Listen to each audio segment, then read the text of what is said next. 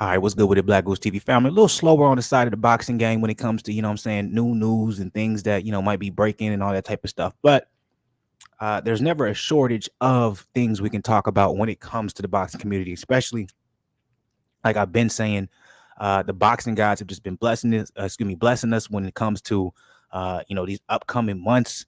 When it comes to the matchups, we're going to see one of those is Ugas versus Spence. We're coming very close on that fight. We're not too far away from it. So obviously we got all types of different news, all type of different things that we can talk about in regards to that. Y'all check out my earlier video where Spence says if he beats Ugas, he wants Terrence Crawford next. I'm also going to be releasing some reaction videos to the open workouts of Ugas and Spence. So we're going to get into the nitty gritty of that. But if y'all don't remember, Ugas versus Pacquiao, that happened last year, right? It's supposed to be Spence versus Pacquiao, right? We all know that nothing new under the sun. One of the things that came into question before that particular Pacquiao fight was how healthy Ugas was. If you guys didn't notice, which obviously, if you're following boxing, if you're a boxing head, you would have noticed. You would have heard the speculation, you would have heard the rumors, all that good stuff. Ugas looked great coming into the fight. Ugas looked great when it came to the training footage, training videos.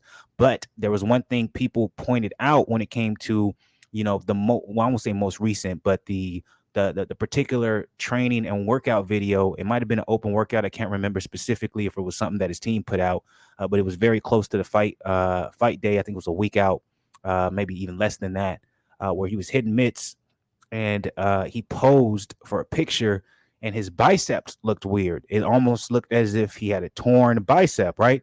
And there was some speculation. Now, I don't remember too many boxing media channels picking it up, especially when it comes to the YouTube side of the game, but there was a couple because I remember watching it and seeing it and, it being put out there, but nothing was ever confirmed. No one ever really, said, yeah, that was the case, but it was mostly speculation where it was like, is Ugas going into this fight with a torn bicep?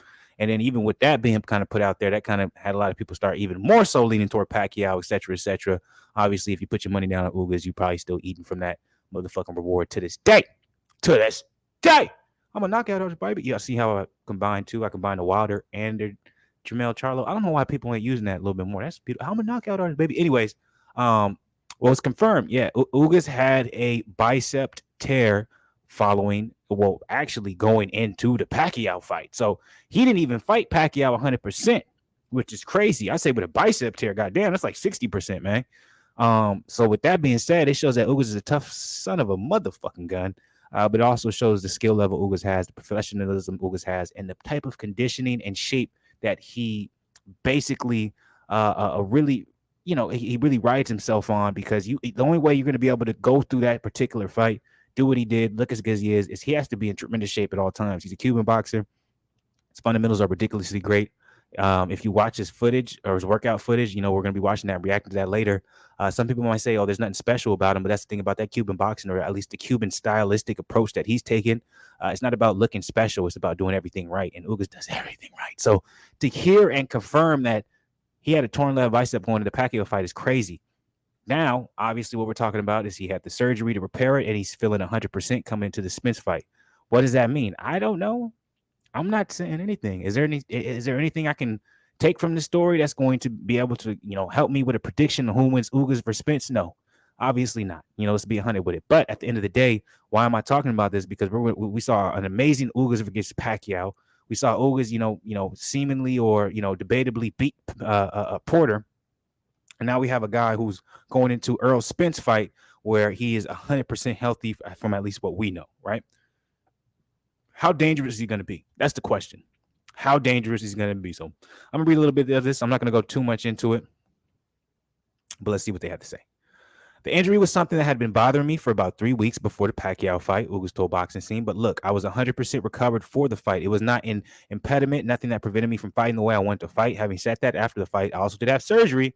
Now I was totally healed, and I am not worried about it. So obviously, that's the type of guy Ugas is. He's never going to make any excuses, or he's never going to make it seem like, I went into that with the injury and I beat Pacquiao. Give me more praise. Like, I'm not even going to say it, but he's not that type of guy. So regardless of what you want to say, Ugas, it's goddamn impressive. Like, nigga, you can't have a torn bicep and say by the time fight time came, I was good. I was, 100% healthy. I was ready to go. No, you still had a torn bicep. You were just in great shape. What I was just talking about, a guy who made sure that his physical attributes are in the tip top peak, going into the fight. Because if that's the case, then you are going to be preventing maybe any type of any basically you're preventing anything to be hindered because of that injury. You're still going to have obviously the disadvantage because of the injury, but if you're in tip top shape and you're able to still implement the game plan you want, you have a very good chance of still winning, and that's what he did.